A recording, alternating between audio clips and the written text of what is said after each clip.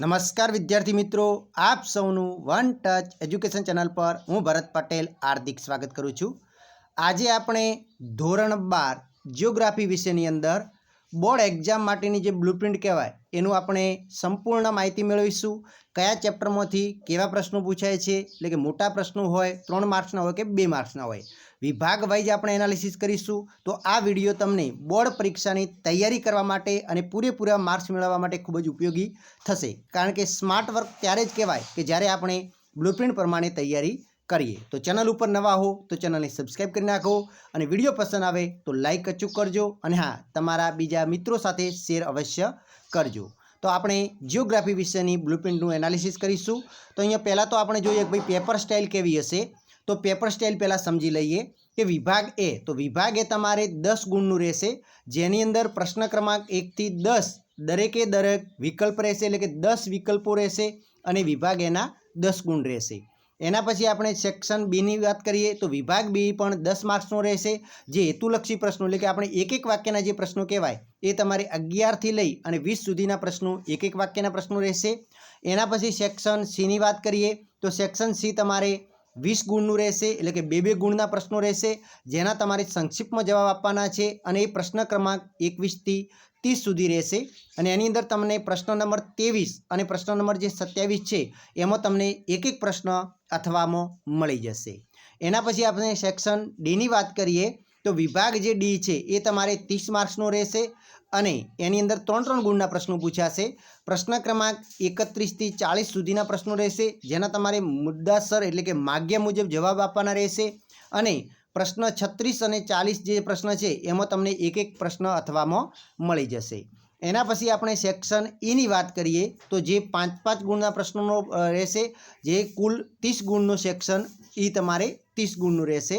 અને સેક્શન ઈની અંદર તમે જુઓ તો પ્રશ્ન ક્રમાંક 41 થી 46 પૂછાશે, જેમાં 44 અને 45 પ્રશ્ન છે એમાં એક એક અથવામાં મળી જશે અને પ્રશ્ન ક્રમાંક જે 46 છે એ નકશાપૂર્તિનો દરેક માટે ફરજિયાત રહેશે।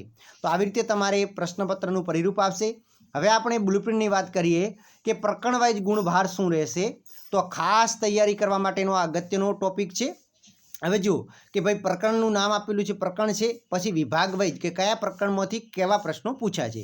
તો આપણે ચેપ્ટર 1ની વાત કરીએ તો ચેપ્ટર 1માંથી તમારે એક વિકલ્પ પૂછાશે, એક પ્રશ્ન 1 ગુણનો પૂછાશે અને એક પ્રશ્ન 3 ગુણનો પૂછાશે। આવી રીતે વિભાગ ચેપ્ટર 1 તમારે 5 માર્ક્સનું પૂછાવાનું છે, જેની અંદર તમારે સેક્શન સી એટલે કે 2 ગુણનો અને 5 ગુણનો પ્રશ્ન પૂછાશે નહીં।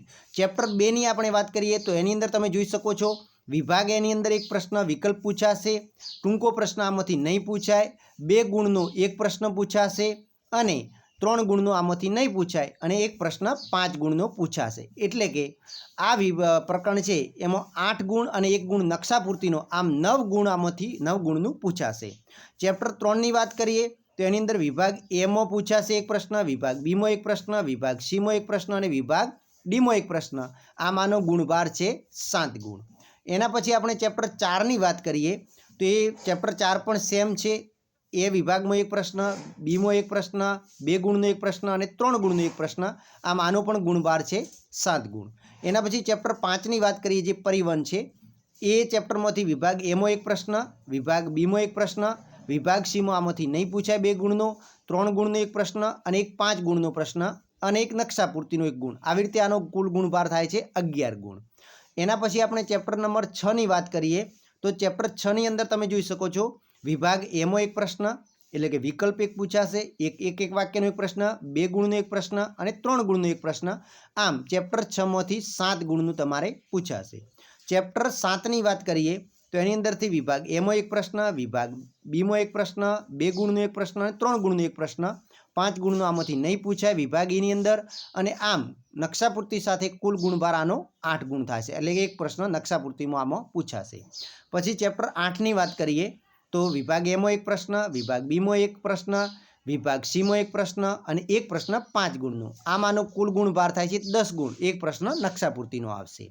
એના પછી ચેપ્ટર 9ની વાત કરીએ તો વિભાગ એ અને બીમાં આમાંથી ટૂંકા નહીં પૂછાય, ફક્ત 2 ગુણનો એક પ્રશ્ન અને એક પ્રશ્ન 5 ગુણનો પૂછાશે અને એક નકશાપૂર્તિનો, એટલે કે ચેપ્ટર 9 જે છે એ તમારે 2 ગુણ માટે અને 5 ગુણ માટે અને એક નકશાપૂર્તિનો આવી રીતે એનો કુલ ગુણભાર થાય છે 8 ગુણ.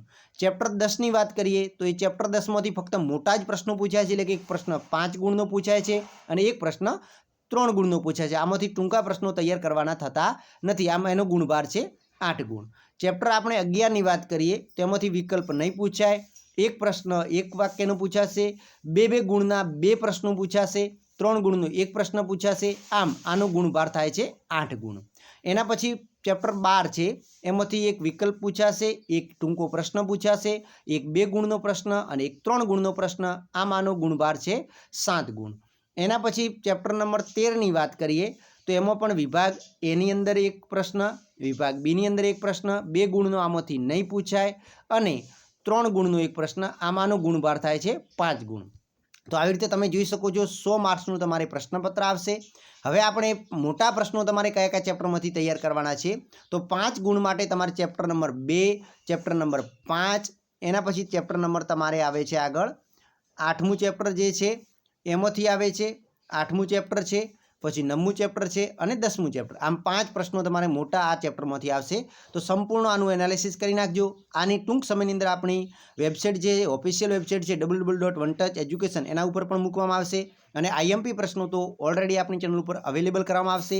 સાથે સાથે ગાલા સિમેન્ટના પ્રશ્નપત્રોનું સોલ્યુશન પણ આપીશું. તો ચેનલ સબસ્ક્રાઈબ કરી નાખો અને બીજા સબ્જેક્ટની બ્લુપ્રિન્ટ પણ ટૂંક સમયની અંદર તમને મળવા લાગશે. જય હિન્દ, જય ભારત, જય જય ગરવી ગુજરાત.